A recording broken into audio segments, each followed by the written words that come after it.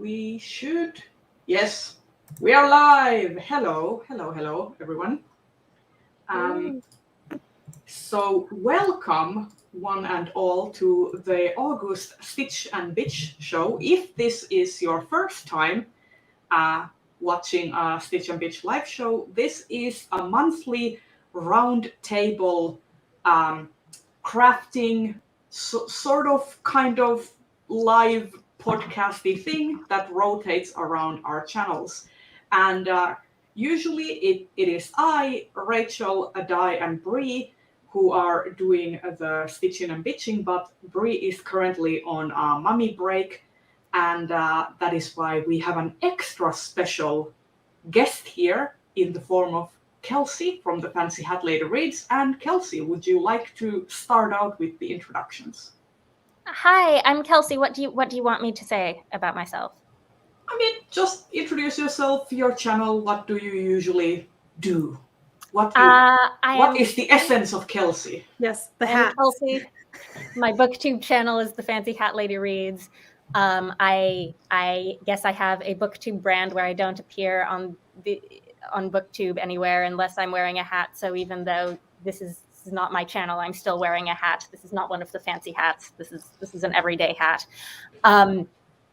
But I mostly talk about SFF books. Fantasy is my favorite genre. I read a lot of fairy tale-ish stuff, and that's where you can find more of me.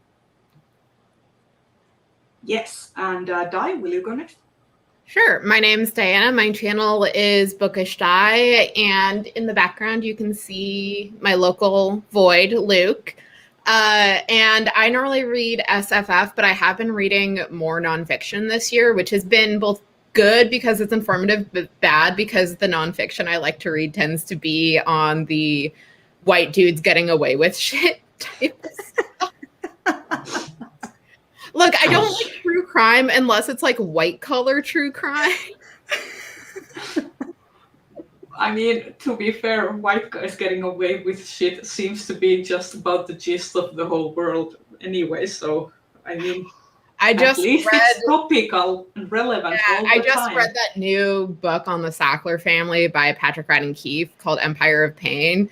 And oh my God, like that book is it's very well written, but it's also absolutely infuriating because it's just like this family. It just shows like the richer you are, the less likely you are to ever face consequences or justice for your actions. And I had to decompress after reading that book by rewatching the first 2 episodes of the Leverage revival, because normally Leverage will mostly file the serial numbers off of whoever is the real life inspiration for their episodes. But this one, they barely scratched the serial numbers off. Like, it is very clearly the Sackler family that they're talking about with this episode.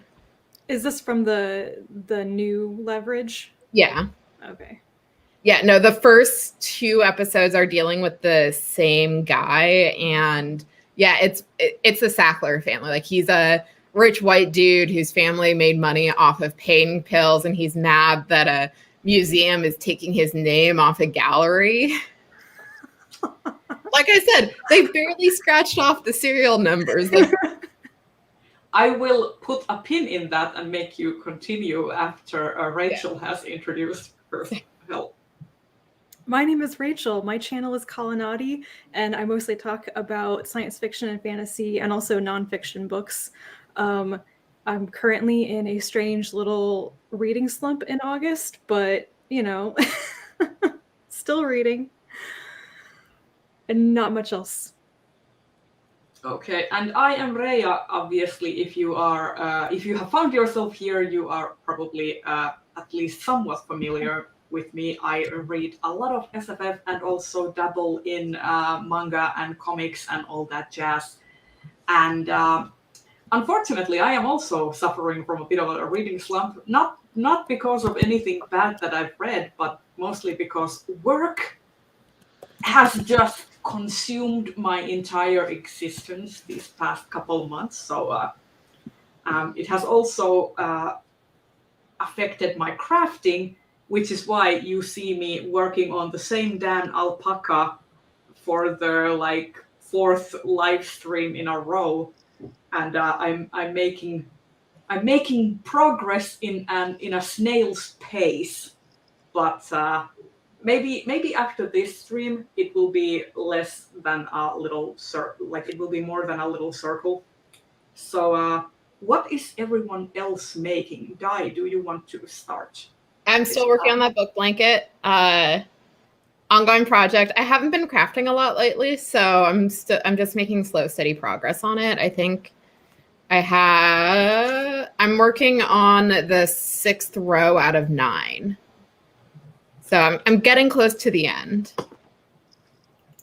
Cool. You can do it. Rachel? I have 2 things to show you guys today. One I just finished, and I thought you might want to look at it because we were talking about this in chat yesterday. Yes, please.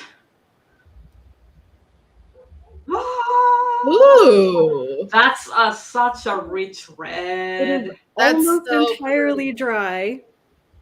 And yes, the color's stuck. so exciting. So for people who don't know, I have been doing a lot of natural dyeing, and I've been doing a lot of like solar dyeing and forage stuff in August. And it is now pokeberry season. Pokeberry is pretty much an insidious weed in most of the United States. And it has these really juicy berries on it. Don't eat them, they're toxic to humans. But there's a special method for dyeing with pokeberry that uses a lot of acid, a lot of vinegar to get the color to stay. And I succeeded on my first try. The color stayed, and we'll see soon if it's light fast as well as color fast. So that's my pretty thing of the day. I'm very proud of It looks myself. absolutely gorgeous. Like, I'm sure the color beautiful isn't coming through quite accurately over video, but it looks gorgeous. Yeah, it looked very intensely pink yesterday, and then it sat overnight, and I was like, wow, it's like red now, like a real, almost like vintagey red color. So I'm extremely happy. Yeah, Shannon in the chat says that it looks like your favorite color. It is. It basically Really looks is. like It's like that cross of rich like my red. favorite red and a really deep berry color. It's like, yeah, like I'm sitting here planning how many gallons of pokeberries do I have to gather to dye enough yarn to make a sweater?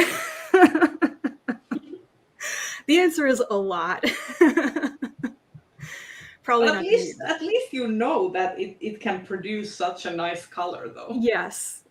So I'm going to keep it, and if it's still like color fast into next year, maybe next autumn, I will go out and get a whole bunch of pokeberries and do like a whole project with it. The key is though, like, will the color start running once you have worked it into a project and you block it and everything? That would be terrible if all the color just runs out a year later. But yeah. The other thing that I'm actually working on today during the live show is a top that I am almost done with. Oh, that's pretty. So I am working on the second sleeve, and then I have to do the collar. So I may, cross fingers, get it done today. Is that like a short sleeve or? Yeah, it's a short sleeve top.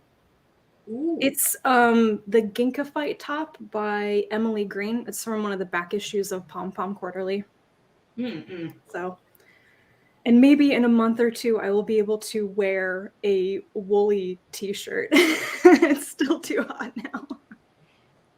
I am hopefully I have finished my calculations, and now I should have the correct amount of stitches after this round. Fingers crossed. Kelsey, what are you working on? So I'm not a yarn craft person, but I did manage to scrounge together in time for this live show a bit of a itty bitty sewing project that is maybe going to spiral out of control and become more of a sewing project than I had in mind. But the bit I'm doing right now is very, very simple. This is an alteration on a skirt that I made like in high school from a pattern that was basically a teenage mistake. I made this skirt from a very simple pattern. I don't know how it went wrong, but it ended up being considerably too large for me. And so I took it in with some darts, but it has still always like sat too low on my hips. I really need to be able to like tuck a shirt into a skirt like this. So I've never been able to wear it. So what I'm doing is I have taken out the darts and I have pinned in instead a nice little box pleat thing in the front. And I'm just sewing that. And like all I want to do today is just hand sew this. I don't have a sewing machine in my apartment. I haven't had room for one since I've been, living in New York apartments. So I'm just hand sewing this little tiny pleat, and that's all I'm expecting to get done today. I mean, any sort of crafting project is like, there is no such thing as a too small crafting project. But so the thing is, I don't know how much of an explanation you want, or if I should save this for like after the live show. Where did that trim go? I bought some trim that I thought, well, I can put this like around the waistband to hide the fact that I've hand sewn this pleat and it's going to look awkward. Where did it go? Here's the cat. It's me. Here's the floof. Esme. A very good. Oh This my! is Esme. Like, I don't know what it is, but Esme always like, she just has such a regal presence. Like she looks very wolfish. Like she's a very wolfish. It's just a soft bag of fluff. Yes. That is all she is inside. She probably didn't want to be scooped right now, but now she's sitting on my sewing. I can't sew. And I still don't know where the trim went. I really want to show you the trim and explain why it's not going to work the way I thought it would, but it would be really pretty around the bottom of the skirt, which is like a whole nother can of worms that I didn't think I was opening. Where did the trim go? Trim saves everything. It's just annoying to actually sew it. If I figure out, where did I just had it. I was holding it. I was doing stuff with it. Have you looked at the floor? Are you sitting on it? Was it in the chair? Am I sitting on it? Well, the cat's sitting on me, so I won't.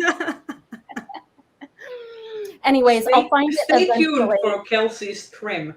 I will find it eventually and show you why I think it's not going to work around the waist and why I might instead be doing something else around the waist that will also be labor intensive. Before we move on to our reading, welcome everybody. We seem to have Joe and Shannon and Elise, and hello everyone. Welcome to our August live show. And Ron says, yeah, Sackler book is on the TBR.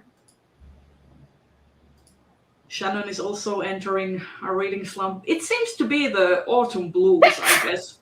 Like something about August, yeah. Oh my god, my eyes are just on Esme now. Like, this is the kind of content that you click for. We should just stop now and let this whole 2 hours be. Yes, let's just we can all leave. Let it just be Esme. 2 hour reading, 2 hour stream of just Esme. I'm sorry, I did not mean to distract, but I figured you all would want the view. Elise is binging environmental conservation non-fic. Oh no, why are you doing that to yourself? No.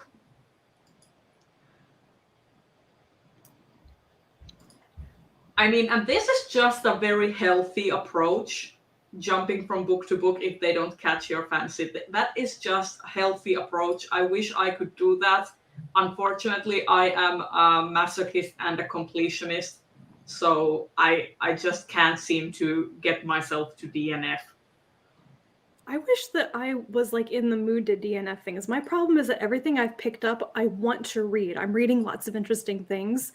I just put them down for like 3 days and then don't read anything. And it's very weird for me. I find when I'm feeling slumpy, I just try not to force myself to read anything, because then if I'm not feeling anything, I just get really frustrated.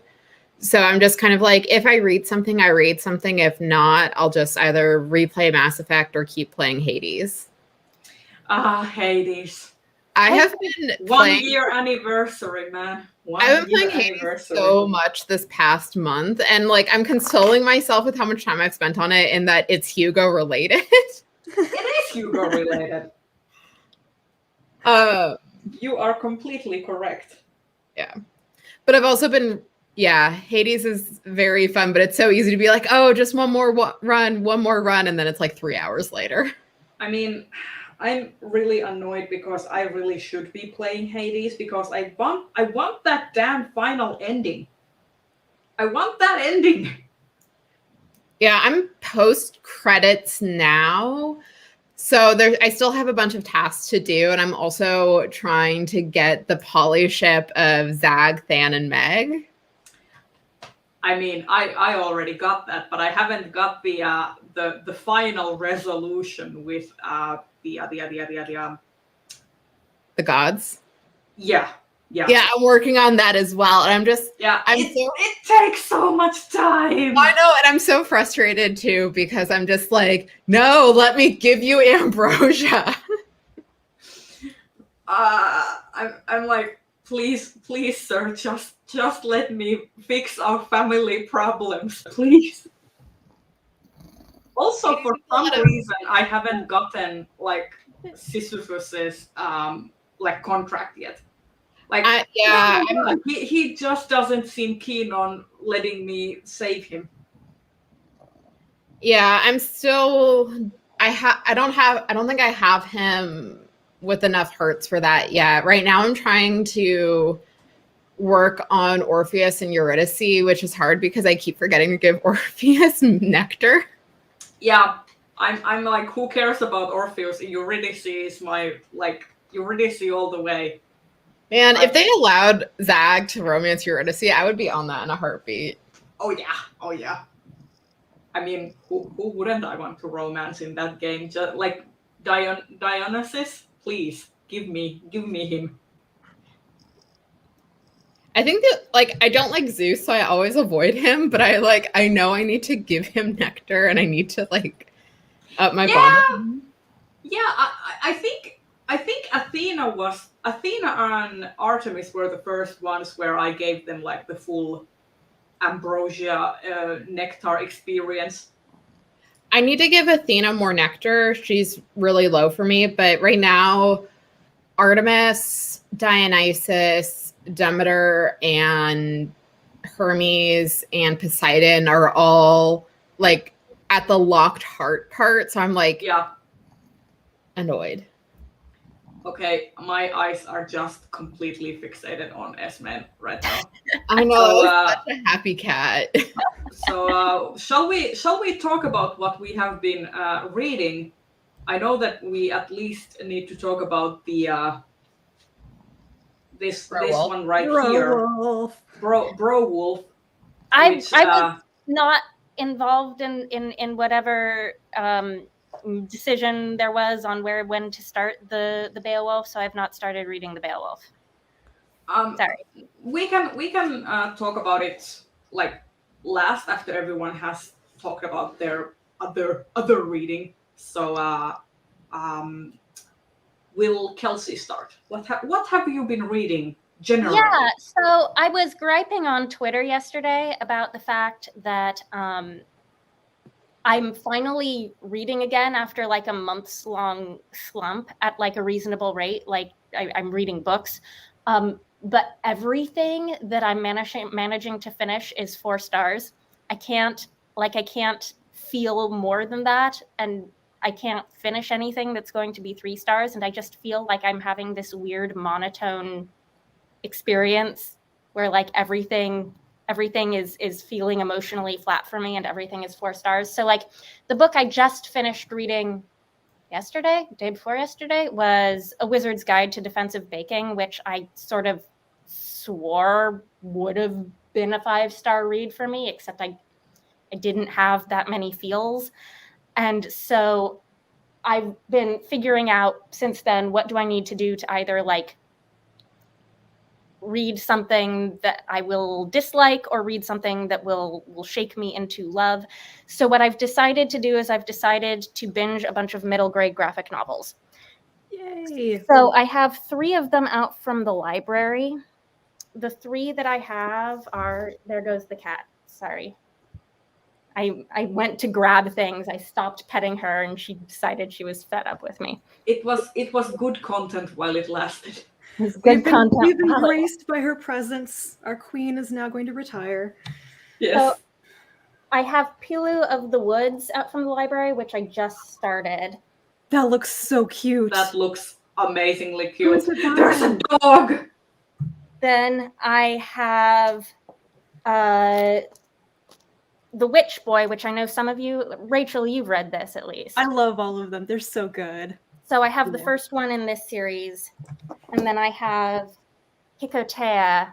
I don't know if I'm assuming I'm saying that right, but I could be wrong. Oh, that looks so cute Which is as well. the loose sequel to Nightlights, which I was a little underwhelmed with in terms of the amount of story in that book, but the art is beautiful. Let me just show you some of what the art in these looks like. Ooh, here's a good page. Like beautiful, beautiful. That's cute. Ooh, So that's a those rich color palette. 3 I have out from the library, and then the 2 that I own is I want to reread the Tea Dragon Society before I read Tea Dragon Tapestry. So I have this like lineup of 5 middle grade graphic novels, and I'm gonna see what they do for me, and then maybe at the end I'll have enough like thoughts for a special wrap up for them or something. That sounds like a really good idea. And I just read the Tea Dragon Tapestry this morning. And I'm gonna be like everything about that I it in a second. I need to read Tea Dragon Festival and Tea Dragon Tapestry. Maybe I'll just binge them. And like I love Tea Dragon Society, and I have read it multiple times. I just don't know why I haven't picked up the next one. I need to buy copies of all of them and reread them now, because Tapestry brings back a lot of the characters. It's like twice as long as the previous one too. It is. I was surprised at how long it was.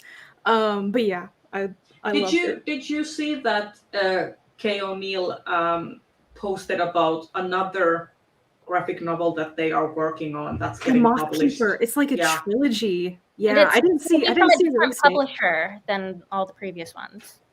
Well, Forget which publisher it's going to be. isn't it, they're with Oni Press most of the time? Yeah, and this is a different press, I think. Yeah, Oni Press is the Mhm. Dragon ones. So And the Moth Keeper is going to be a different publisher. Wait. Beck, There was a Kickstarter there for were plushies? Oh no! See, Why didn't I know of this? how did I not know this? I was thinking to myself this morning, can I make one? I They mean, we sell probably on could. They sell some amount of merchandise on the publisher's website for the Tea Dragon books. I need And to look then up the puzzles, because I was wondering if the puzzles are from the publisher as well.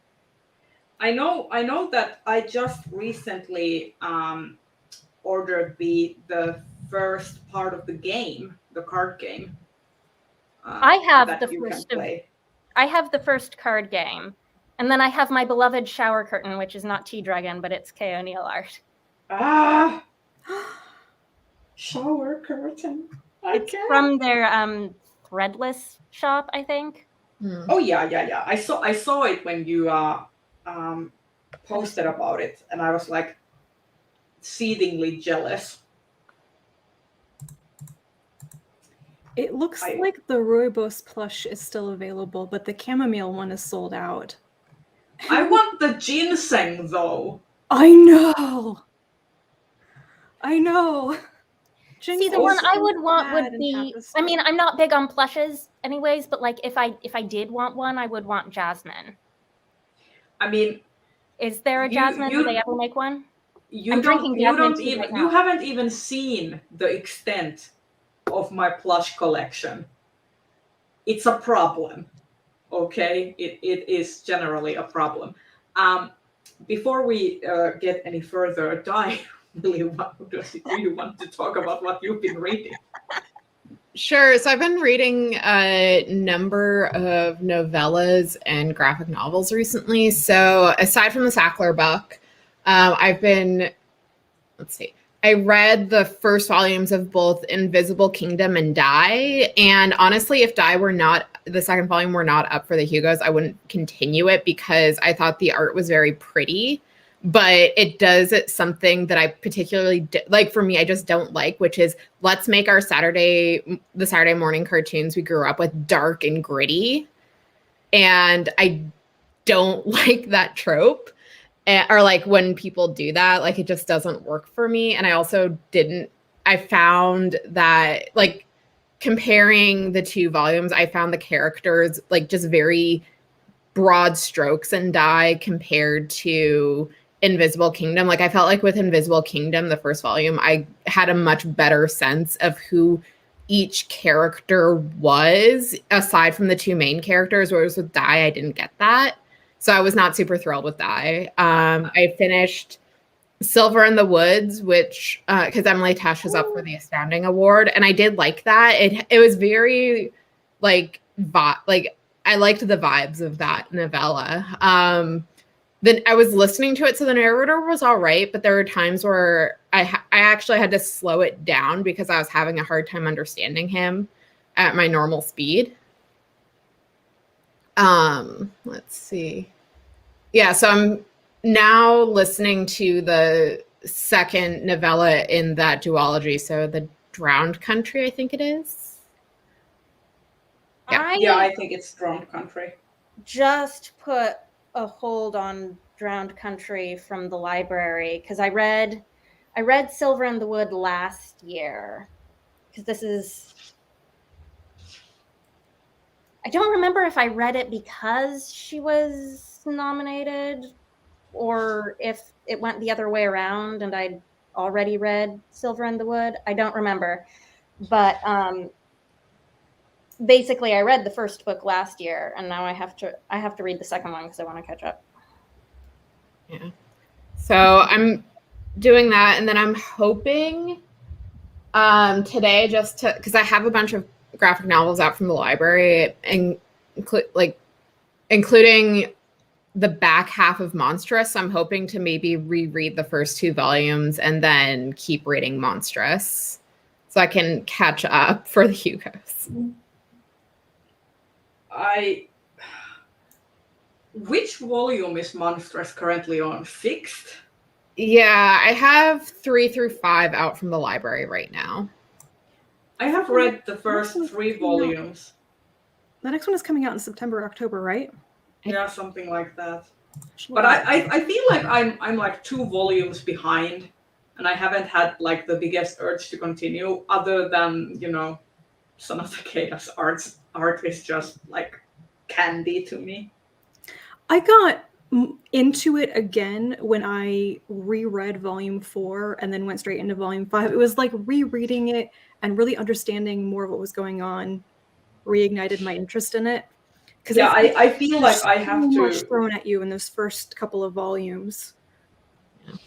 Yeah, I feel like I need to reread the first couple volumes just so, you know, like with the knowledge that I already have, having read them, so I can pick up more on like, so I'm just not like blasted with all the plot information, like I can pay attention to other things, because I feel like now I'm at the point where there's been enough time between my reads of the 3rd volume and 4th volume that I have actually like, I don't remember much.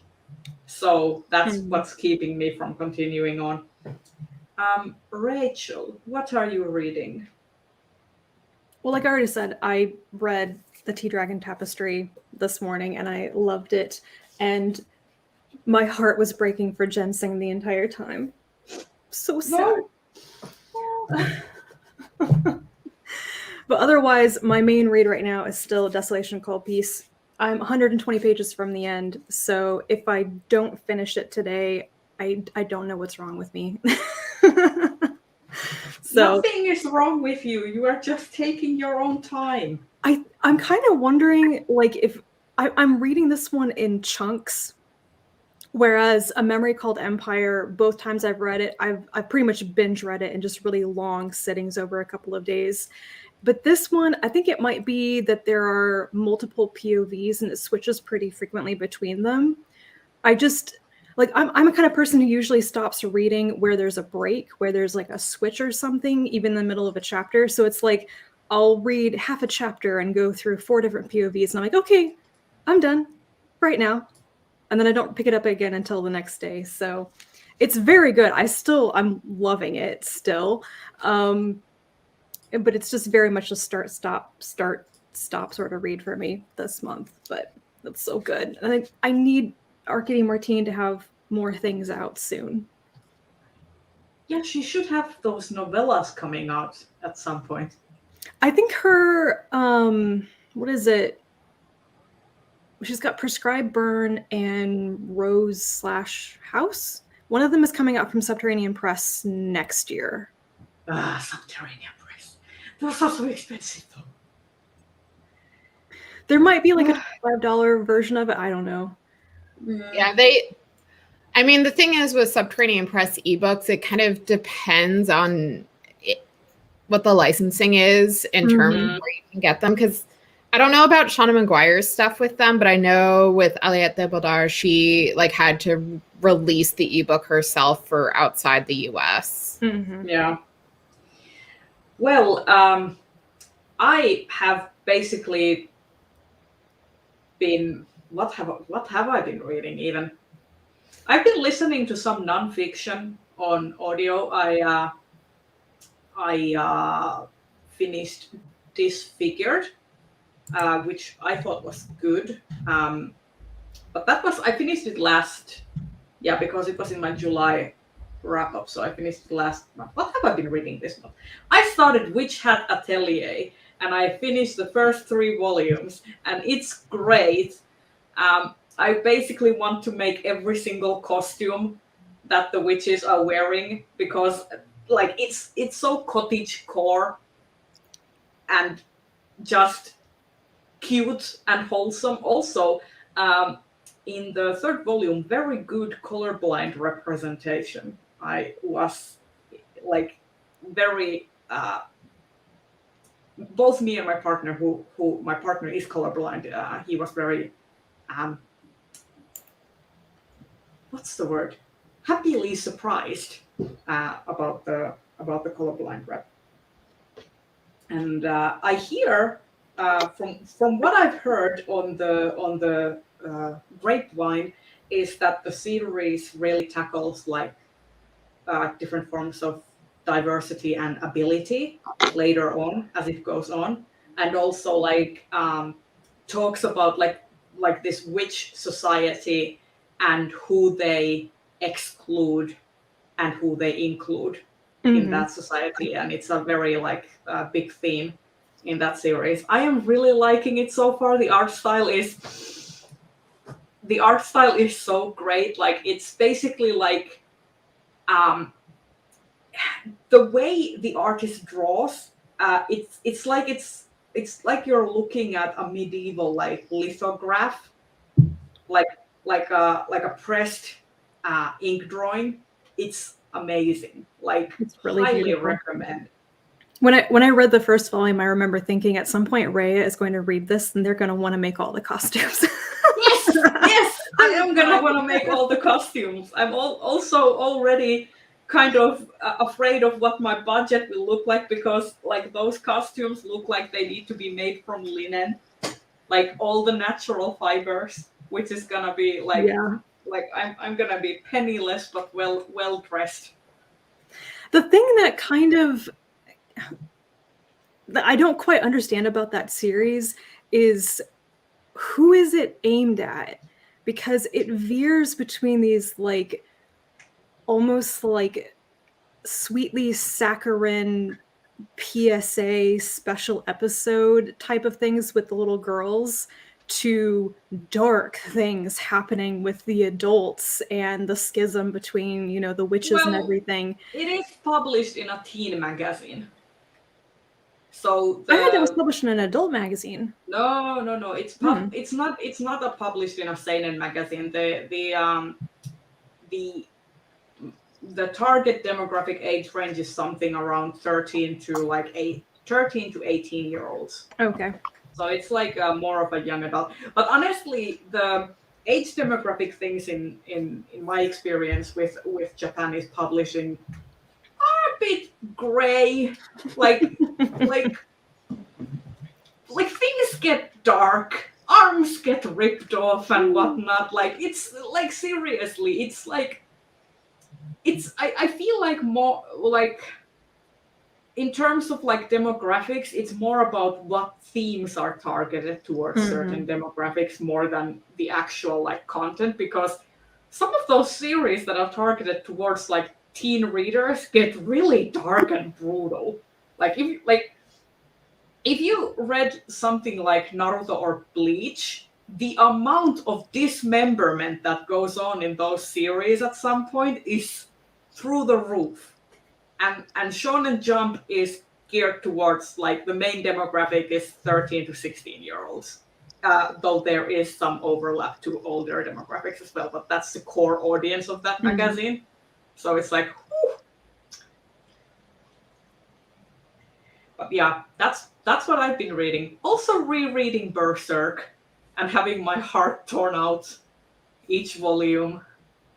Especially in a now good way or a bad way? I mean, with Berserk, is there ever like it both in a sense? Like it's awful, but it's the good kind of awful. Like I'm a nervous wreck after every volume, but it's like that series is so grimdark. It's impossibly grim, but also like there's this sort of weird hopefulness about it that like it's a society that is incredibly dark and toxic, but there's this idea of like the core theme of the story is this idea of struggling to go on and struggling to move forward and continuing on with life no matter how bad things get. So it's weirdly comforting in its core message. It's just incredibly violent and brutal. Okay, then. But at least now I've gotten past the eclipse, so you know. Does it get better after that point? Well, it I wouldn't say that it gets less violent, but the worst violence is behind me now. Leia! I keep looking if I have any cats to show, but they have all abandoned me. I have a dog underneath my desk, but I feel she's like snoozing. I feel like Mosfet and Tesla might be stalking the bedroom door. We had in there. Yeah, we had to barricade it with like this piece of board so that Mosfet can't grab at the handle and open the door, because he actually like busted himself in there and went to snooze around Hermes, and like at least they didn't hiss at each other. That is a encouraging sign. They didn't hiss at each other, and they seemed more curious than anything. And also Tesla just went to eat Hermes's food. He just didn't care. He was just okay. Here's a snack bowl. I'm just gonna take some. Okay, so do we want to quickly talk about Browolf and our experience with it? Mind you, I haven't completely finished it yet, but I am I am so far into it that I feel, and this is I have read the story before, so I think I can contribute somewhat. Have you gotten to the dragon episode yet? Not yet. Currently, there's a, sort of like a pissing contest with like Beowulf has killed Grendel. Hrothgar is giving him everything and being like, "You're my adopted son now." And now there's a bard talking about all these other heroes. So now it's basically a pissing contest between all these different legends that the bard is bringing to the story. And I'm like, whoa, wait, who are these people? Okay. I finished it yesterday. You had thoughts on translations, right? I don't know. I think after sitting with it, I, for the most part, enjoyed what the translator did, but it also felt a little jarring, and sometimes it didn't always feel necessary. Like some of the modern verbiage didn't always feel necessary. It kind of sometimes felt like it was done to just do it. Like the whole bro, that was fine. But there was, I think it was like #blessed. Yeah, that was for me kind of like, wait, what? Also the sashimi, that was also like felt a little bit like, okay. But other than that, I feel like when it used modern terminology that was specifically in its original coinage used in a very specific context, that was when it faltered for me. But when it used just like your average kind of slang and modern dialect, that was when it was stronger. Yes. When there wasn't like the modern context of the usage of that phrase wasn't like pulling me out of the story, so to speak. Mm-hmm. Yeah, like I said, I had less problems with the word, like using bro, or at various points where they're like, oh, we're totally, or like we're fucked or stuff. Mm-hmm. But like you were saying, certain things just, it felt like they were using it to just use it, and it wasn't always necessary. I liked the kind of jarring switch between the very modern slang and internet terms and then the more archaic language. I've always kind of enjoyed that juxtaposition, so I like that. But there were a couple things, like the #blessed is the one that I remember, like, yeah. Oh, okay. I am actually interested, like I currently, like after I finish this, I also haven't read the author introduction because I decided that I will read the actual like prose first and then I will read the introduction later. I have also a project in mind that I will probably send some DMs later to people. Anyway, I currently have the translation by Shamus Heaney and the one by Tolkien and another translation. So I have 3 separate translations of Beowulf aside from this one, plus the Finnish one coming from the library. So I will compare and contrast and let you know, probably in the form of a video, what I think of all these different translations. One thing that I kind of, because I read the Seamus Heaney version, oh God, like 20 years ago. Yeah, it's old. It's from 1999, and I was a little shit in 6th grade and read a lot of things because I was bored in 6th grade. The only thing I remember about reading Haney Wolf is that I read about 3/4 of it sitting in a doctor's office waiting for my scoliosis x-rays to be processed. That's it. Well, what I was thinking of is I had forgotten how much like Christian influence was on it, because if I'm remembering right, it was written it was transcribed in a time, especially with like Scandinavia, where that there was that transition between paganism with the Norse gods and Christianity. And so I'm wondering also if there's an older version of this poem that doesn't necessarily have like the Christian God, but instead has more traditional Norse gods, just because. And the only reason I'm wondering that is because it was written in that transition period. Well, I mean, I'm just wondering because if you think about it, I think from 1064 onwards, King Knut was ruling over England and Denmark and all those other like part of France, and he was one of the first Viking kings who was full on devout Catholic. So I think the first like transcriptions of Beowulf came from around that time, like maybe 100 years later. So that might have something to do with it.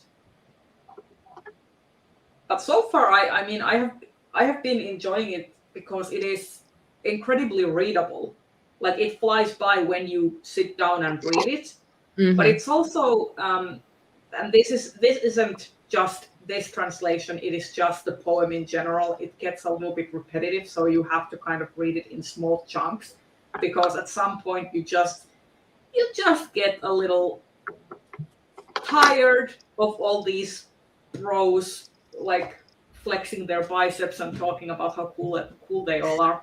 This is the thing that I really enjoyed about this. You know, aside from how accurate any of it is and whether it's a translation that will last for very long, I think it will be dated very, very quickly. It's just so freaking fun to read, especially if you are really imagining it in that setting that Hedley put it in when she's like, just imagine somebody sitting down at a bar and being like, bro, let me tell you this story about this dude that I know. That's like the vision I had in my head the whole time I was reading it. Is like, this is such a bro dude story. Yeah.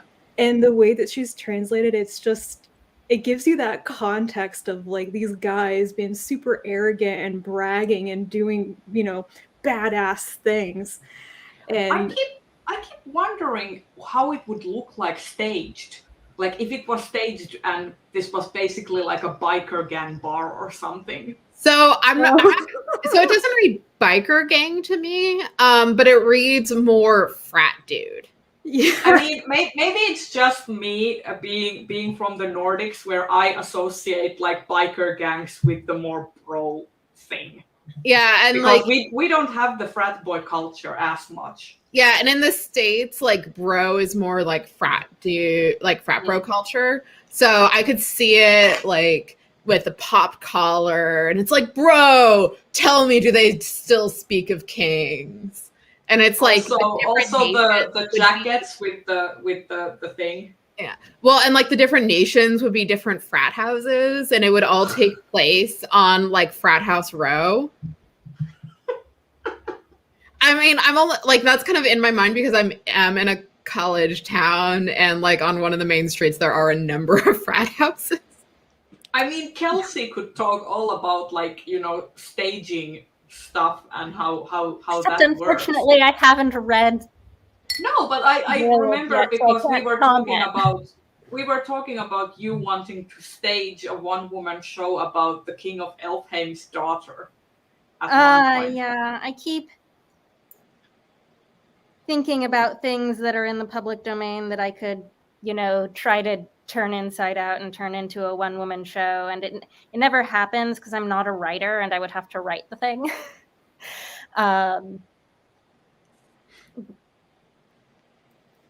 But yeah, I keep being interested in your take. Like I would want to know, like if you made like a YouTube video series about here is this book, here is how I would work it into a full-blown theater production.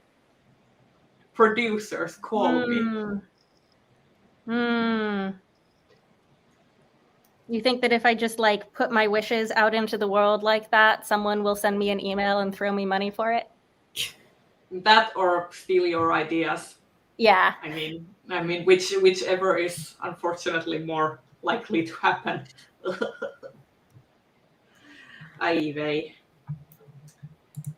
So is our conclusion then that the translation has been relatively successful? Yeah, I would say it's relatively successful. I like Rachel was saying, it's probably going to be very dated pretty quickly, but I think it was very fun, and I think it's an interesting example of showing what you can do with translations of classic work, and like the type and like how much fun the translator can have instead of trying to emulate like very stilted or like trying to emulate as much as you can the what you think of as the traditional style. Yeah. You know, this reminds me, I'm speaking from a perspective of not having yet read the Beowulf, but like this whole discussion reminds me of how one of my acting teachers at the studio that I've been studying at like ever since I graduated from college teaches Shakespeare, and he teaches it with a technique where basically you have to translate it into something where every word is part of your common vocabulary. Like every word has to be something you would actually say in conversation. And you have to go through it word by word and do it like, you know, you can't just leave out things or like paraphrase.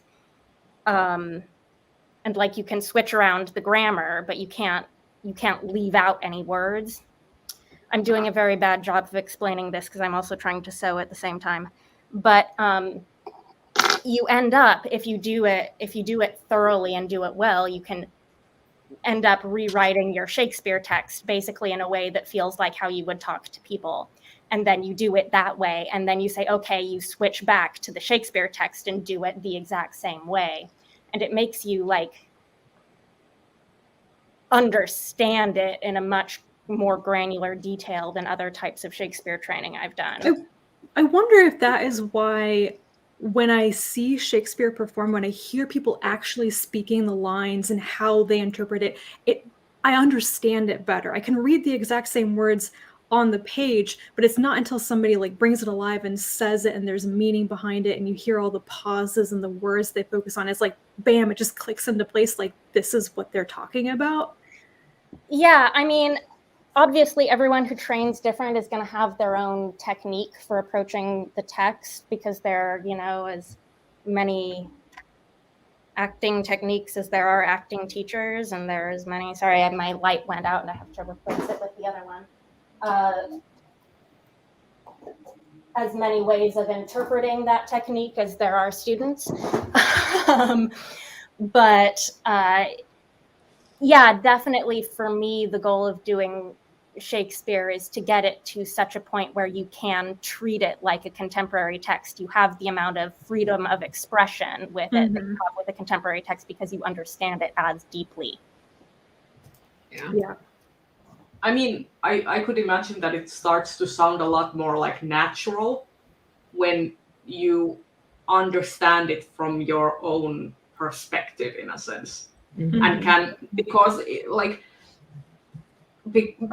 I think we talked about this last time about how Shakespeare kind of became this sort of highbrow when Shakespeare actually wrote the plays. It was very like mainstream and for the common people and very much of the time and current. And now it has sort of transmogrified itself into this sort of highbrow art. This is the thing that frustrates me most, not only about Shakespeare, being a Shakespeare fan, but also I've discovered it's one of the things that frustrates me most is being a theater fan in general, is that the things that drew me to Shakespeare when I was a kid were all of the like popular theater tropey stuff. And all those like fun, entertaining, overdramatic tropes. like one of my But what favorite keeps me Shakespeare. going back to it, not the like highbrow literary stuff. Yeah. And Yeah. I wish there were more contemporary playwrights writing a sort of contemporary equivalent of that wasn't mired in, you know, all of the sexism and old fashioned, etc. That was new material. And I haven't, if there are playwrights writing that, I haven't discovered them. Yeah, I like, for me, when I was a wee little kid, there was this I don't know if any of you happened to watch it, or was it a European thing, but there was this stop motion animated show that was basically doing abridged versions of Shakespeare classics like Tempest and Twelfth Night and stuff. And it was like basically like these puppets, think like Nightmare Before Christmas, but like less sophisticated, because it was probably done in like some of the Soviet Union like places. But one that I really liked was all the gender bending. Every play that Shakespeare has had that has had gender bending, it has been one of my favorites. Yeah. I think for me, what helped with kind of really enjoying Shakespeare, for like what you were saying, Kelsey, that kind of tropiness, was in grade 9 when my teacher taught it. He like broke down the fact that the first scene in Romeo and Juliet is an extended sex joke. Like that's what it is. And then we reenacted that first scene with a water balloon fight. Oh Lord. And he also, I don't know if he's still doing it, but he was the theater director for our middle school.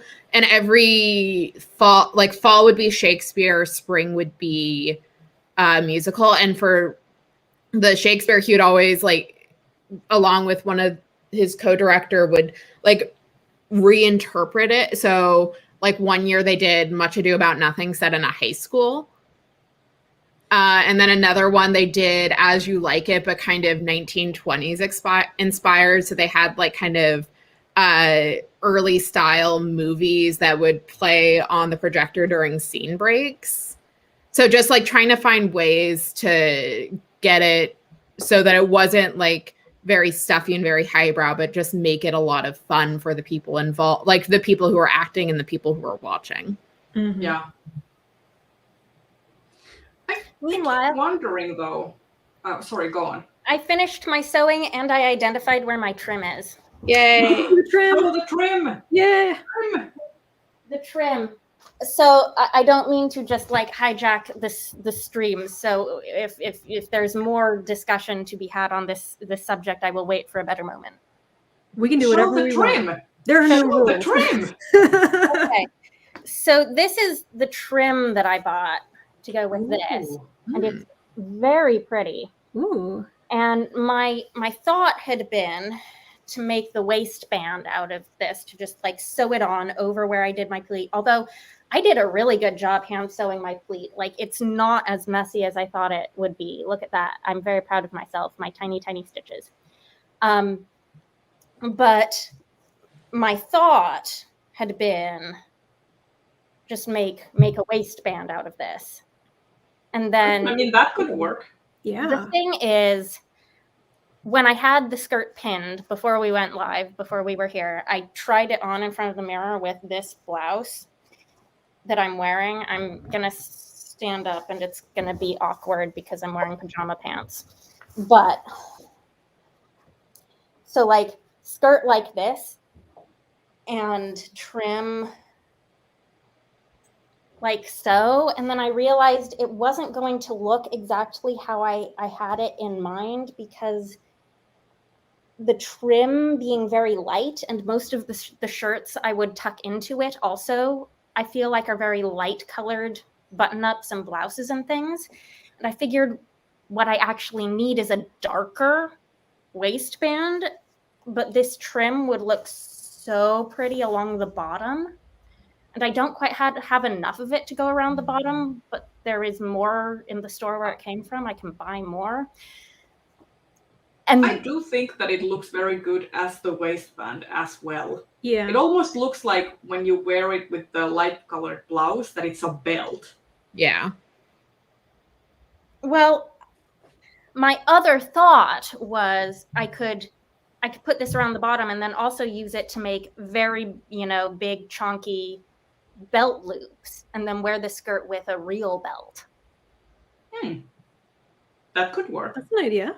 I mean, you can always try it out and like sort of see how it looks. Like with sewing, nothing is really permanent. If you want to, you can always rip it out.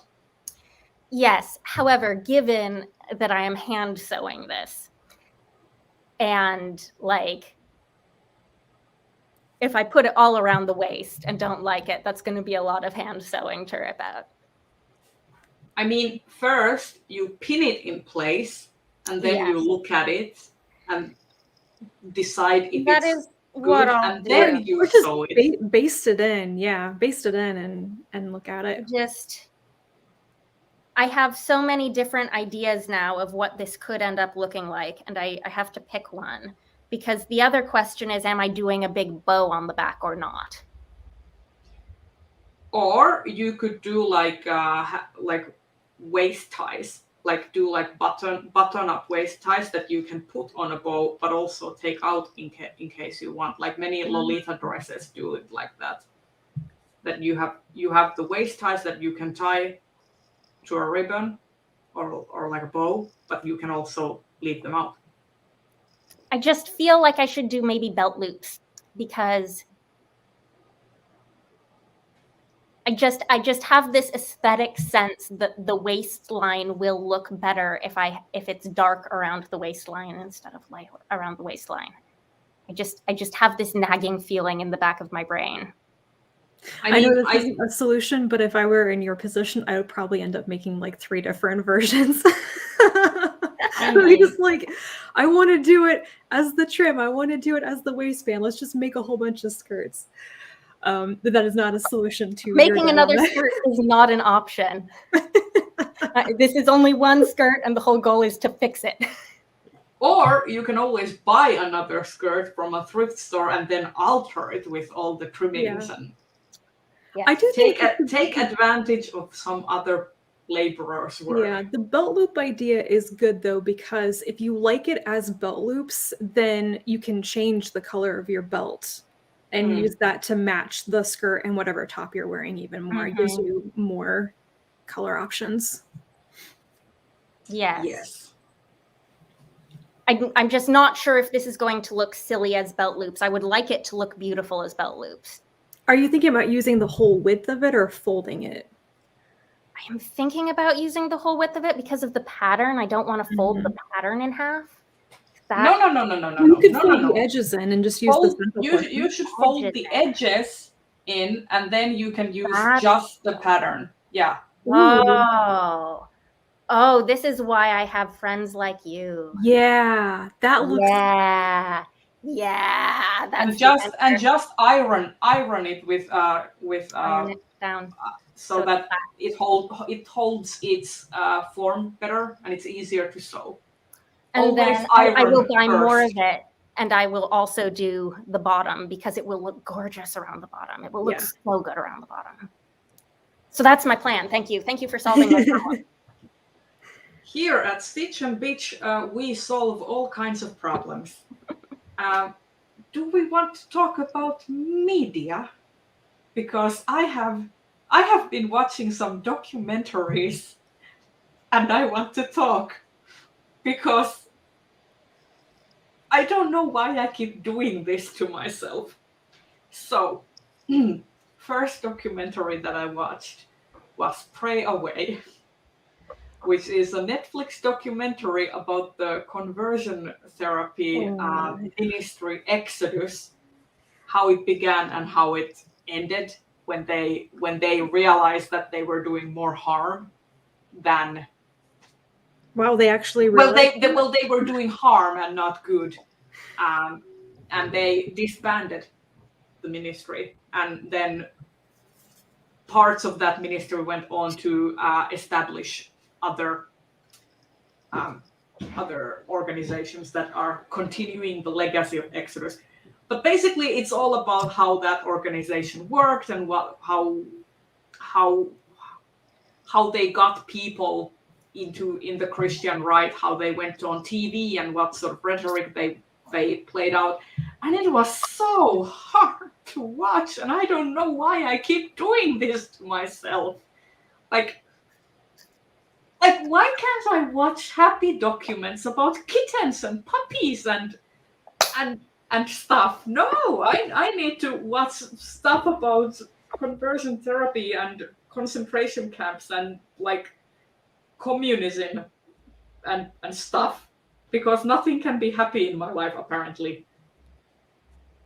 But it was a good documentary though. It was very well like put together. It was just so hard to watch, especially because like watching it, you know that it's still going on. Like this is not like it was just one ministry that decided to disband itself, and that there are so many more organizations still doing the whole thing. Mm-hmm. And especially considering that it isn't, the practice itself isn't outlawed. Mm. So yeah. And another documentary I watched, which was a little bit more wholesome, was Secret Love, which is about this old, very elderly lesbian couple that's been together for like 68 years. And they basically talk through about their life, how they met, and like what it was like to be gay in the 40s in the United States and stuff, and how much they had to hide. That reminds me, I recently finished Last Night at the Telegraph Club by Melinda Lowe, which I don't know if Shannon is still around, but I heard about that book from Shannon, and I thought I want to read that book Rhea so bad because I have also really like this one. Yeah, very very much that idea about two teenage girls in 1950 San Francisco who like basically queer awakening and trying to navigate that with their community and their families and stuff, and also with the Chinese American community in San Francisco. I have been wanting to read that book ever since I saw Shannon talk about it. I've been just like jot it down, send a purchase request to my library. Yeah. I've been just like, I listened to the audiobook, which is narrated by Emily Wu Zeller, I think. I'm sorry if I misremembered her name. She does an amazing job. I really loved reading it, and it's very slow. It was much slower and longer than I thought it was going to be, but I enjoyed every minute of it. It was just like tonally perfect and narrated beautifully. I really need to get to that because like seriously, those are the kinds of stories that I really like. Like things that I like, things that I have been loving recently have been like Pose. I watched the documentary Paris is Burning for the first time this summer and stuff. And like I just love immersing myself in queer history. The only thing that I wish I had more was actual like Nordic and European queer history, because it's all very US centric. Like I wish I had more info on like Nordic and Finnish queer icons aside from like Tove Jansson and Tom of Finland, who are like the big two. It also it reminded me somewhat of Passing Strange by Ellen Klages, except that Passing Strange is more overtly fantasy story, but also like 1940s lesbian scene in San Francisco. So if you like, anybody who liked Passing Strange should probably try Last Night at the Telegraph Club as well. I have Passing Strange on my e-reader. I really need to read it. Maybe I will make like a themed ride out of it. Read all the like 40s inspired queer books. I read it when it was new, and I know I liked it at the time, but now I can't remember all that much about it. Yeah, I don't remember a lot of the details either, but the feeling, the impression it gave me when I finished it has really stuck with me. Yeah, I think I remember art was a big part of Passing Strange, like kind of the pulp art that was very that was on magazines at the time. One of the central characters is based on a real life artist who contributed a lot of covers to like the pulp sci-fi magazines back in the 40s and 50s. I don't remember if she was uncredited at the time, but she was actually like her stuff was really popular back then. Mm-hmm. That's really interesting. So it does actually engage with not only like the historical queer scene in San Francisco, but also with the history of SFF at that time in the pulps, which is a combination I super love.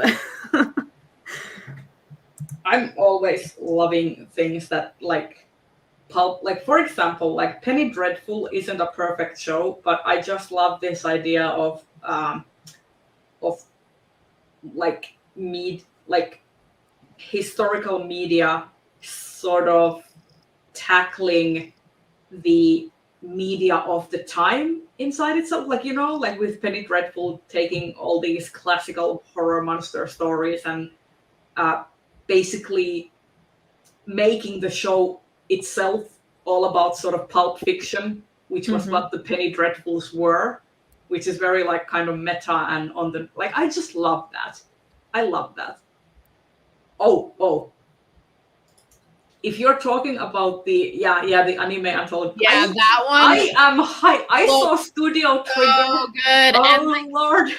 The English, like the animation, I love just how each studio is doing its own thing and how visually distinct each one looks. And I'm also so excited for the English dub cast is so good. Like you have Lucy Liu, you have George Takei, Tamara Morrison is coming back to voice Boba Fett, which is always great. Like it looks so cool. I'm very excited to see what ends up happening out of it. When is that getting released? Is it out yet? I think it's September or October. I want to say it's September. Because I've also been sort of like casually excited about that as someone who like has Disney Plus and like casually sometimes watches Star Wars stuff but isn't really a Star Wars fan, but like that looks cool. I mean, the Studio Trigger basically got the assignment and was like, oh, so we can basically do Kill la Kill but with Star Wars and even more bladed weapons. Side note, watch Kill la Kill, it's hilarious. But I'm personally hoping that they will have the option to watch it with like the Japanese voice acting as well. They've announced both the English cast and the Japanese voice casts. Okay, good. I don't know what it is. I just can't watch dubs. Like I think it's the same thing. Like if a Disney movie is originally in English, I just can't find it in myself to watch it in other languages. See, I think for me, because I did Spanish immersion in elementary school and we would watch a lot of dubbed Disney movies during like rainy days or if we had a sub. So for me, it's just kind of sometimes with animation, you watch the dub and sometimes the joke doesn't translate. Like in Finding Nemo with the he touched the butt joke, like that didn't translate in Spanish, but it was still fun. I feel like with me, I have grown up in like everything is subtitled. Like your like it is a proud moment in a parent's life when their child can read the subtitles fast enough so that the parent doesn't have to read them out loud to the kid anymore. Like that is a rite of passage when you can like read the subtitles independently. So I don't like I guess that's why I really haven't ever gotten into like dubbing, because like aside from kids, like really like small kids animations, it really isn't like a thing here. And even in movie theaters, you always get the option to either go see the original or a dubbed version. Yeah, I'm trying to think. I know we watched a lot of Disney movies. And I'm sure there are other things that we watched that were dubbed, that were live action. Oh, actually, Mousetrap, which is a terrible movie, and it gave me nightmares as a small child, but we watched that one dubbed. Is it the one where the mouse moves in with the where the guys are inheriting some sort of factory or something? I hated that movie so much. It's an awful movie, and I have distinct memories of watching that in grade 3. Ay.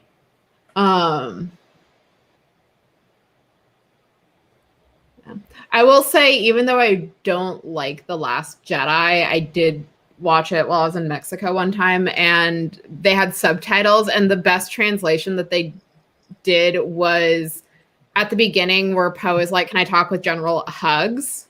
instead of General Hux. It translated to General Ugg in the subtitles. Yeah, I don't really like Last Jedi either. I do love The Great Mouse Detective. Ramsey just put that in the chat.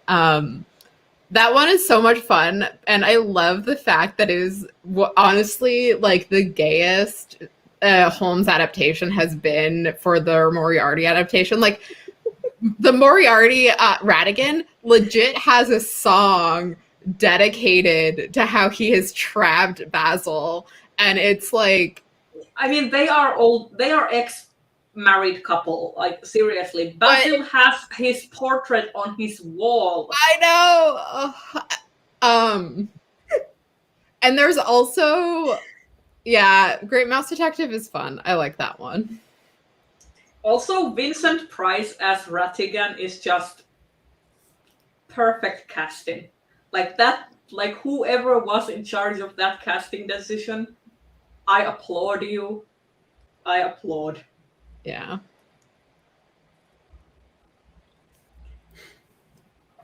Has anyone else been watching? I haven't been watching a whole lot. I have been keeping up with Marvel's What If, which only has 2 episodes out. And I will say the first one was fun, but I liked the second one with T'Challa as Star-Lord a lot more. Like I thought that one was just very well done, and I really liked the different versions of the different characters that we saw. So like Nebula turned into this kind of femme fatale character. And then it was very nice to see that T'Challa again, because it was Chadwick Boseman's last performance. Oh no, I was just gonna ask, like, was it like Chadwick Boseman doing the voice? Yeah, it was one of his, I think it's his last performance as T'Challa. Oh, I don't know, that's just heartbreaking. But I mean, it was like, part of the reason I liked the second episode more was it really showed like the impact someone being kind and humble could have around them. So that was like one of the big differences between T'Challa and Peter Quill was that T'Challa was like very kind to people, and that did a whole lot.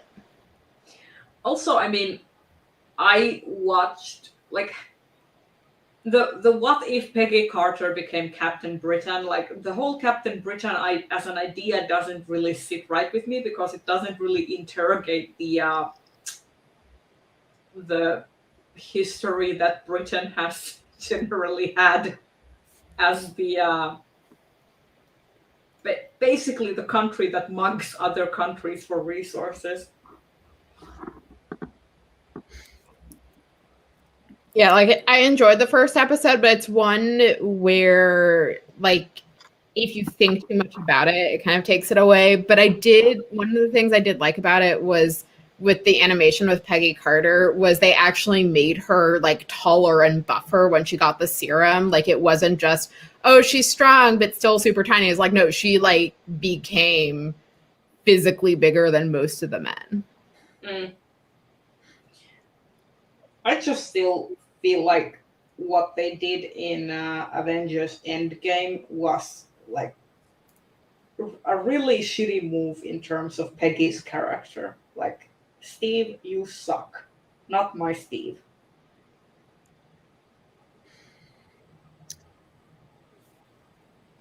I am not into Marvel, so I haven't been able to follow any of this. I am sorry. I don't know any of this stuff either. No. I am sorry. It is at least once in every Stitch and Bitch that me and Di just go on a huge tangent on something Marvel or Star Wars related. And I Yeah. apologize. That's fine. That's usually when I can count my stitches. I've actually been watching some random stuff recently because mostly this year I've been watching Time Team because I did a big Time Team rewatch with my parents. So all 20 seasons. Still haven't watched all the specials, but I'm not as interested in those. But once we were done with that, we decided to just try random stuff on Acorn TV because why not? Probably because all the historical costumers that we watch are plugging Acorn TV with I want to try it now. So I haven't watched any of like the fiction drama shows, but we've been watching some of the documentaries. So we watched 1900 Island, which is one of their installments, and like they take like a couple of families from the modern day and then they have them live in a certain setting and a certain time period for like a month. So that one was like 4 families on a little island living in like a 1900 fishing village. It was actually pretty good. And then we watched the Victorian House of Arts and Crafts, which was really interesting because I didn't really know much about the arts and crafts movement until recent years.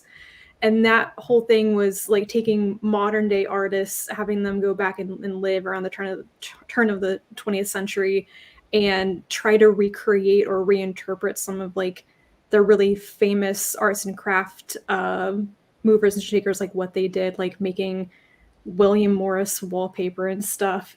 And that was really fun because there was some really cool artistry on there. One of the people was a woman who was a silversmith, and like every week she banged out some piece of metalworking, which is just amazing. I really want to watch the Stitch in Time like that. I really want to watch that. I love that. I think, oh my God, this is back in the day because I learned about it from Claire years ago. Always wanted it to have a second season, and it is currently on Acorn TV. And I've been telling my mom, we need to rewatch it. We need to rewatch it because we both really loved it. My dad kind of hates it though. I mean, he doesn't like Amber Butchart, who is the presenter. She's an acquired taste. I mean, isn't that always the case with presenters? I mean, like, interestingly, I never usually watch like TV, but the Finnish National Broadcasting Station has acquired a British reality TV show, which is basically kind of like the British Bake Off, but with ceramics. Oh, is that the Great Pottery Showdown or whatever? Yeah. I've heard really good things about it, and that Sister Michael. I've been watching that, and it's been actually really great. That's on HBO Max here, and I think Sister Michael from Dairy Girls is one of the hosts. Oh, really? I need to see if I can get hold of this. Like, I feel like I have a case of face blindness where I don't recognize her when she's out of costume. Maybe she'll probably say something and go right with it, Sister Michael. But Great British Bake Off is the only like reality TV series I have ever enjoyed watching. I hate reality TV. It makes me extremely uncomfortable. And I feel like there are a lot of shows that kind of want to do the thing that the Great British Bake Off did, but they make it too competitive and they focus too much on like escalating drama between contestants. And I just can't take it. I don't like it. So if the pottery one is anything like, you know, the nice cozy vibes, everybody getting along and being supportive. Like it definitely is a competition, but it is very wholesome. Like it's wholesome in the same way as Nailed It is, where everyone sort of is given constructive criticism instead of like put down. Okay, I'm most people that really doesn't like Nailed It. I may be the odd one out. Everyone I know loves that, and I find it super cringy. Mostly because I don't mean in other ways except the giving the critiques where it's like more sort of like uplifting. Okay, yeah. In a sense, but I know what you mean there. like it's I'm comparing it in only that sense, the critiquing portion, not the actual like format. The format is more in line with the Great British Bake Off, like with the way that it's edited and like presented. And they make some really awesome looking pottery in that. Like See, that's what I want. I want to watch a show where I get to like look at the awesome looking things that yes. That's what I want. That's why I enjoyed the glass blowing show on Blown Away. I like yes, I really like you that make one as well. anything out of this molten whatever, congratulations. You did a good job. I will say I do enjoy it, but there's almost always one contestant that I deeply don't like, and they always go to like the final 3. I mean, but that happens to me with every reality show. I'm able to get interested in watching Great British Bake Off, even though it's everyone's favorite, because I'm not all that interested in looking at food on TV that I can't eat. Yeah, and that's the thing. I always get angry because I want to eat all the things. And I want to look at people making visual arts, and I want it to focus on looking at the visual arts instead of the drama between the people. That's what I want in a reality show. So, except I don't have HBO Max. Great British Sewing Bee.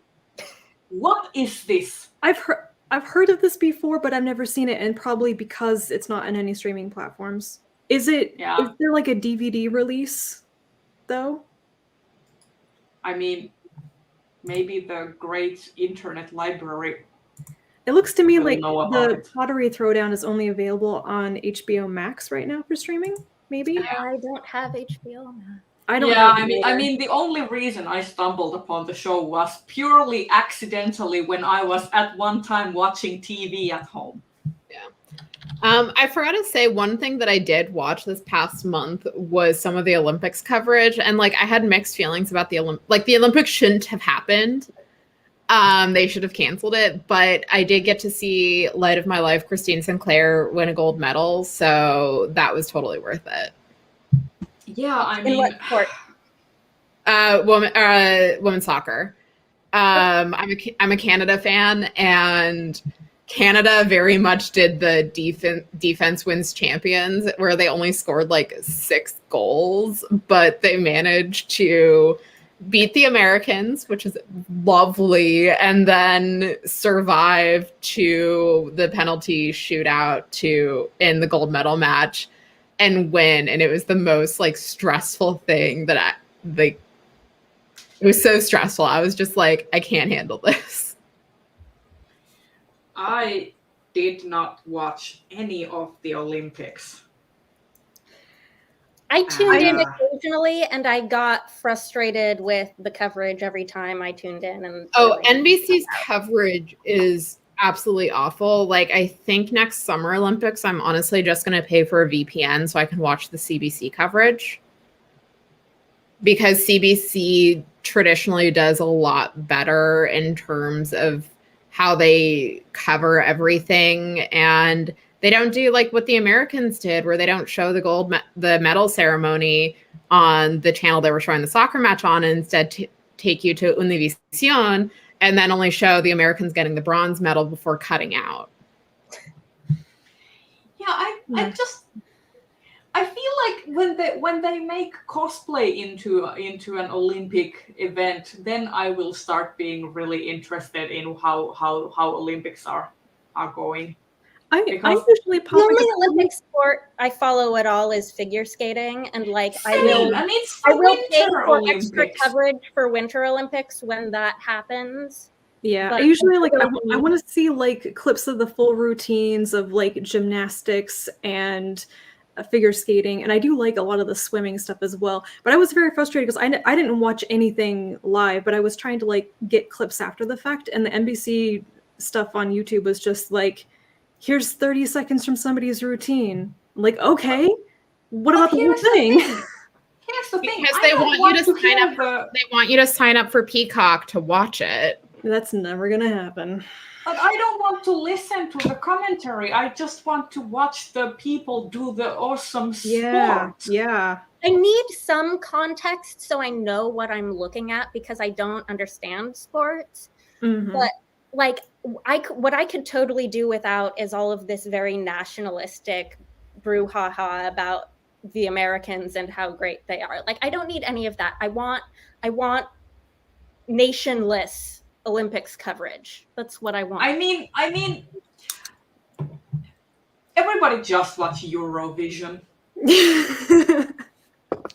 because like that's less of a like everybody just picks the song they like the most. Okay, this year I think the Finnish commentators may have had a little bit of a horse in the race, which I don't understand because our song was utter garbage fire. And I was going to say, don't they normally just root for the one that you like, but don't root for England? I mean, this year I felt kind of sorry for England, like 0 points. 0! Not even jury points. Like, were they bad or just well, so the song mediocre they was got forgotten? Forgettable. The song was so forgettable that it was. I don't even remember it now. Now, like all I remember about it there was a guy in a leather coat, maybe, and there was some singing, maybe. But it was like Eurovision and not be memorable. I mean, I think the whole point of Eurovision is like was, throw glitter on it. That song was complete cellophane. Like, here's the thing in Eurovision, if you want to suck, you want to be so bad that everyone remembers you as the bad song. Britain didn't even get that this year. Georgia got that. Georgia's song this year. I'm sorry if there's any Georgian listening to this, but that song. Which one was that one? It was the weird ballad about the mountains that the guy was singing to himself.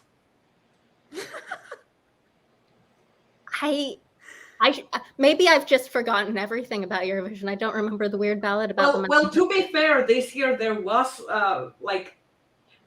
quite a number of really unmemorable songs. Weird ballad about the mountains. Yeah, the guy with the beard and the little like faded shave and the blowout blouse that he was wearing and the tight pants. That could be anyone, honestly. That could be anyone. I just described the most generic, like basically a David Copperfield show. Oh dear. Aye. Do I have a turn to talk about what I've been watching? Yeah. I've not sort of been actively watching anything in like the last week or so because I sort of stalled out on the thing that I was watching. I was watching The Crowned Clown, which is a K-drama that just came to Netflix. It's a historical court politics drama about a guy who is like a street performer who turns out to be, the exact doppelganger of the king, who is some combination of evil and losing his mind. And so one of the court officials does a switcheroo. Is this a historical K-drama version of The Prince and the Pauper? I mean, could be. It sounds more like The Man in the Iron Mask, where they swap out the bad king for the... It sounds like Mirage by Somaya Daud. That is what it did remind me of a little, except in that book, she's like the stand-in for the princess, not the actual ruler. So she's not like making any government decisions. But the thing is, it ended up being like significantly heavier than I was expecting it to be. It's really good. It's like high quality, but I got to a point where like, oh, we had an episode where nothing terrible happened. That means things are going to get bad after this. And I was like not prepared for things to get bad. So I do intend to finish it, but I have stalled on that and not started watching anything else in the interim. I get that because I get that same feeling with so many K-dramas. Like they start out a certain way, and then there's like it's like it depends on the genre, obviously, but in many cases there's the same thing like with romance when there is the final like third act awfulness that happens. A lot of K-dramas do the same thing where the show starts a certain way and then towards the end of it there's some really heavy stuff that hits the fan and you're like, tonal shift I wasn't prepared for. This one I was mildly hopeful that with the mistaken identity trope shenanigans there might be some comedy involved, and there really isn't. Speaking of like Shakespearean tropes and stuff, with the, you know, comedy of errors, identical lookalikes, but there's no comedy in this show. And I think because I've been watching sort of a series of court politics shows. The previous two I watched were both C-dramas. I watched Nirvana and Fire, and then I watched Joy of Life. And the thing that I loved so much about Joy of Life after Nirvana and Fire, which is incredibly heavy, is that Joy of Life has a lot of comedy in it. And so then I was thinking, what do I watch next? Do I watch Nirvana and Fire 2, which is going to be more of that? Or do I try something else? But I have not yet found anything else with the comedy that I want. Yeah. Like, I started watching, like, at one point, I watched this one K-drama, which, like, I don't even, was it The Book of Love or something? But it's basically about the book publishing industry in South Korea. And there's this office romance that goes on with it. And there's a lot of, like, actually pretty funny comedy in it. And then it started to veer towards that more dramatic, like, intense personal relationship drama thing. And I'm a little like, I can't. I need my fluff. Just give me my fluff. I need fluff that like has all of the big epic stakes and sweeping feels and everything too. Like I need shows with a balance. Like I need the yes. relief. That's what I want. I've been hearing so many good things about Kingdom, but I can't watch it because there's zombies. I know. I tried the first episode and I was like, no. Yeah, I want to watch it. Everyone who I know who has watched it has said that it is amazing and it has all of the high stakes and stuff. But I'm like, they're zombies. And Vold isn't interested in like historical anything. So he doesn't want to watch it with me so that I could hide behind a blanket while he tells me what is happening on the screen.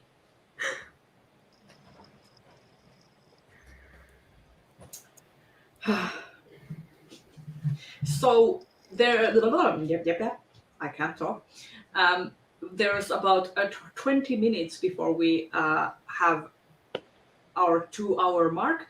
Do we want to talk about some things that we are excited about when it comes to new releases and book news and etc.? I am distressed that none of my cats have made an appearance. I will just assume that they are stalking the room Hermes is being kept at right now. Esme is asleep on one of the dining table chairs. She's just sleeping right there. Here's Leia. Hello. She is such a cutie pie. I know, she's such a I also love that Luke is just splayed out in the background. Yeah. That's his favorite nap spot. I should be getting my library copy of Velvet Was the Night next week, I think. I didn't fit it into any of my readathon TBRs for next month, but I totally want to read it. I'm using it for my magical readathon. What channel? There's a prompt that says read a mystery or a thriller. Oh. I'm excited for that. We'll I'm do excited it. for the new Kit Roca book, which is coming out on the 31st. So it's The Devil That You Know. But I liked the first one, and then the new Shauna Maguire book is coming out on the 14th, and I am so excited because Toby and Tybalt are finally getting married. And I saw a review that is like, despite the title, this is the happiest that Toby has ever been. And I'm just like, okay, good. I don't have to like stop reading the series because something bad happens to them, like more so than usual.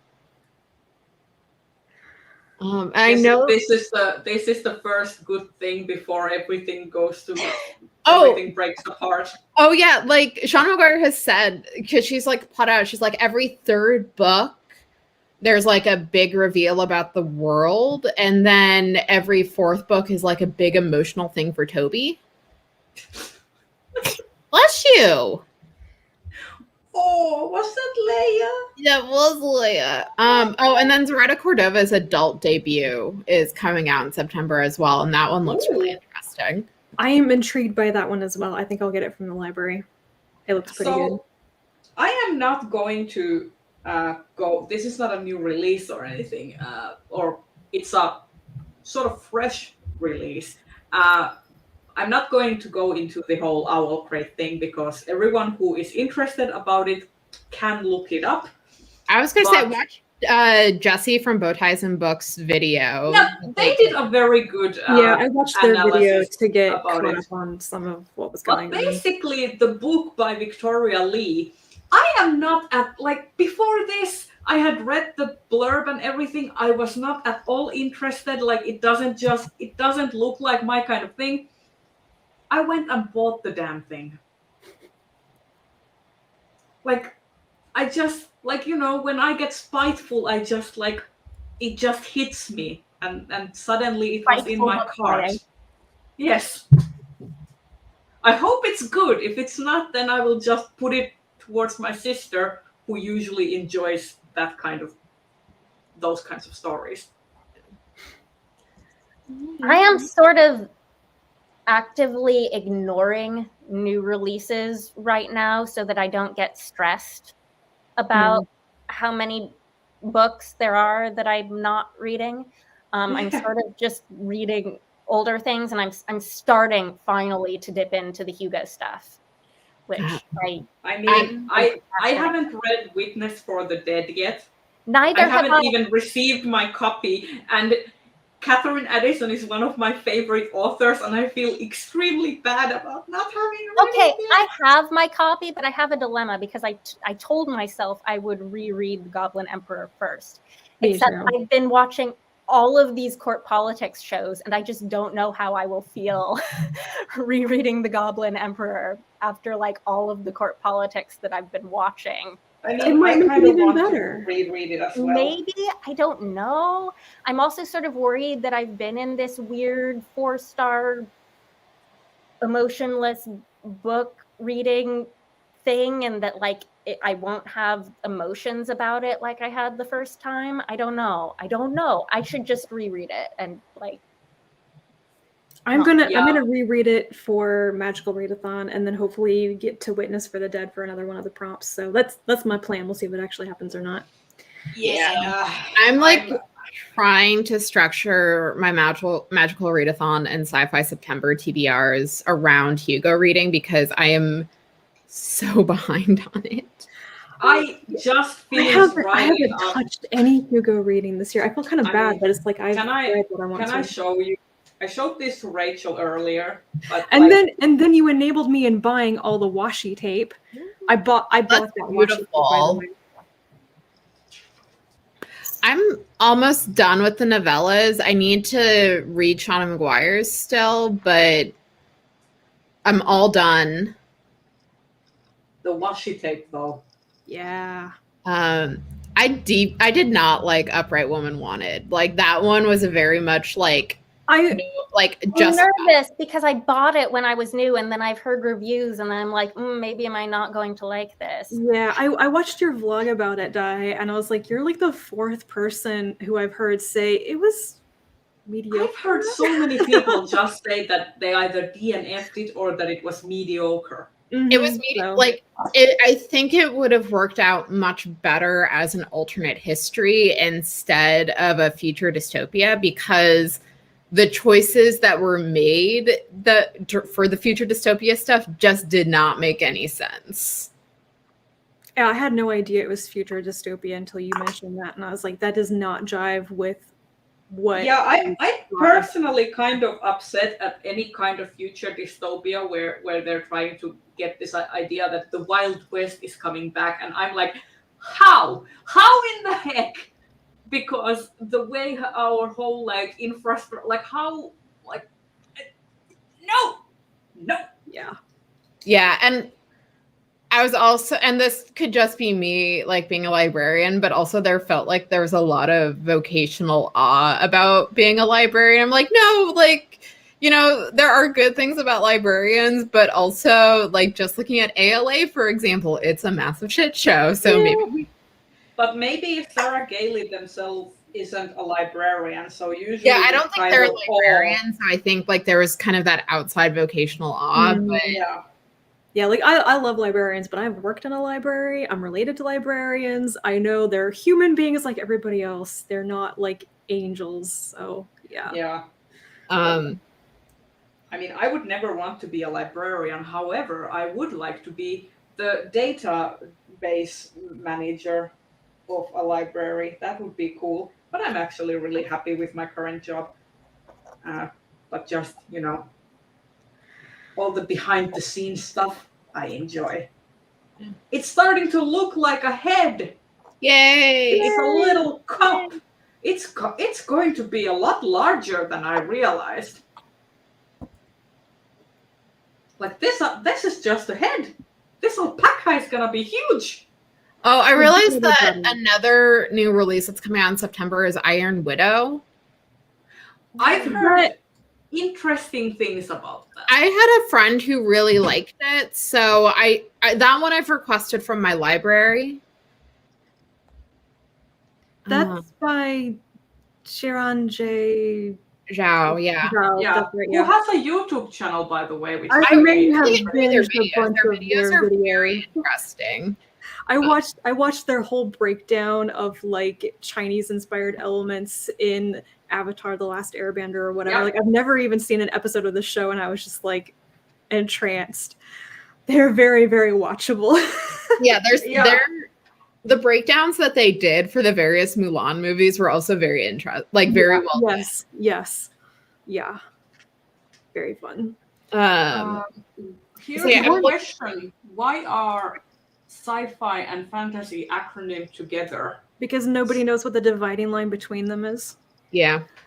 Thus an Yes, eternal and debate. basically, science fiction deconstructs our present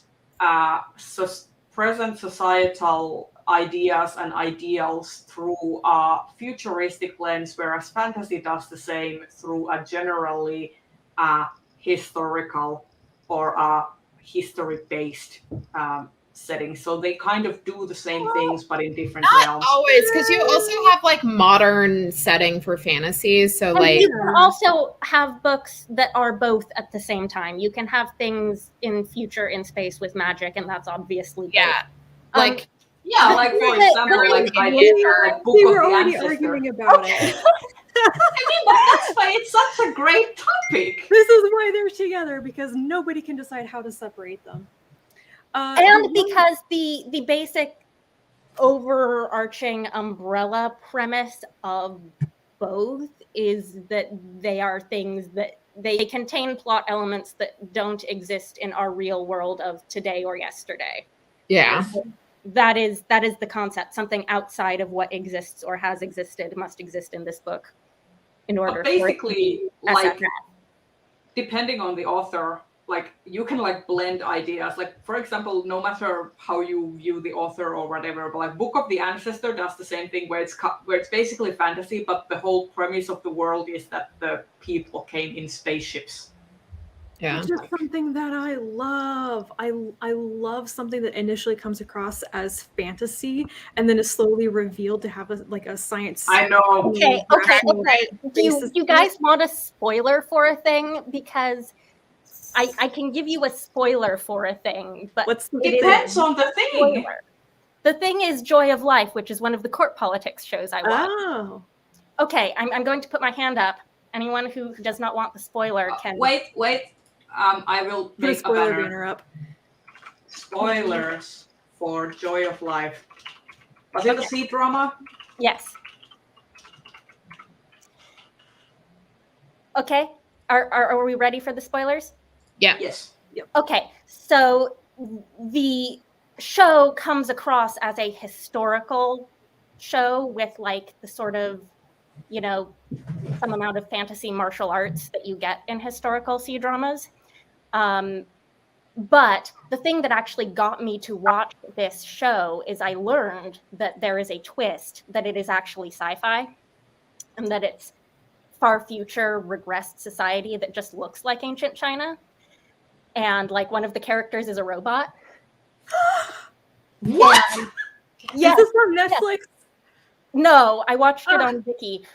It's been uploaded on YouTube maybe a couple times, but I tried the subtitles on there and they were not good. Yeah. Anyways, so I went into it from episode 1 knowing that this was the twist, and I really enjoyed watching for the hints that this is not actually a historical show. That is what I want. Like, I want to know that kind of thing up front. Yeah. Yes. I need to look up this show. It's the other thing I have to warn you about for Joy of Life is that it's meant to be the first season of 3 and it does end on a cliffhanger. And they haven't started filming season 2 yet. So it's up in the air as to like when or whether that will happen.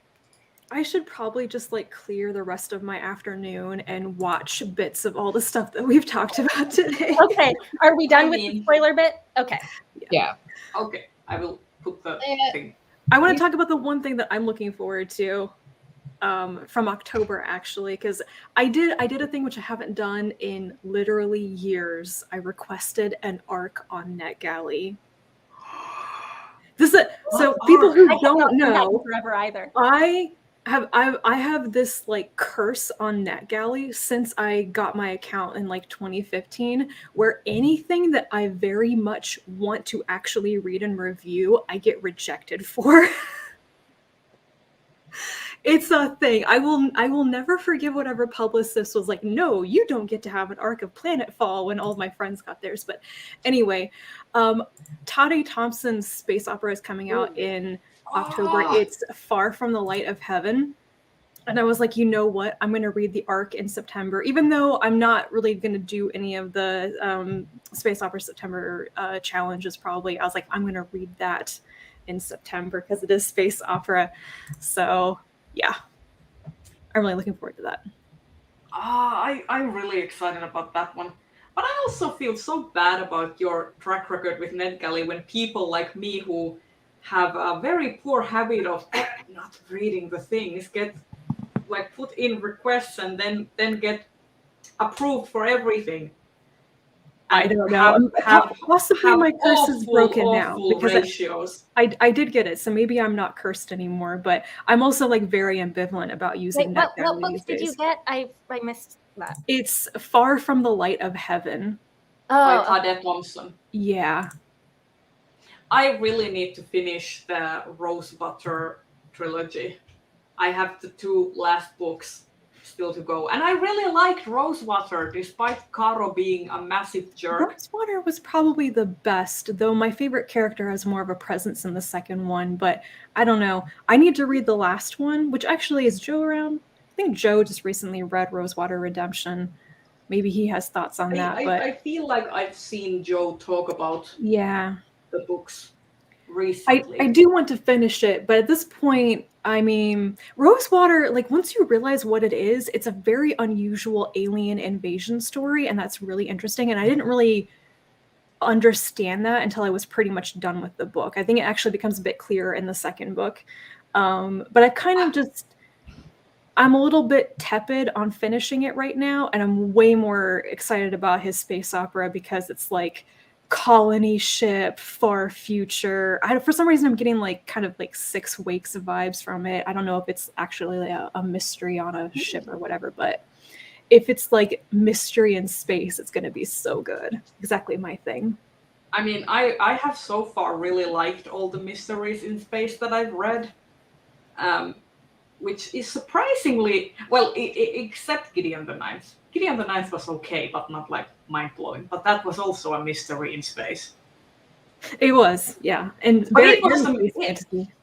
It was the mystery in space that solidified the rule that I like mysteries in space. There always has to be one that you are like more lukewarm toward. Yeah. Okay, That's I'm very how it curious, works. Joe. When is your review coming out? Did you like the third book more than the second one? Because I felt like it dipped in the middle. And if it goes back up again with the third book, then I will be much more excited.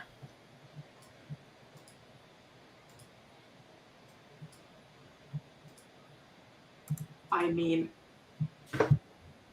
I just hope that I don't have to reread the first one. I feel like I do have a pretty clear picture of what happened in that book, though.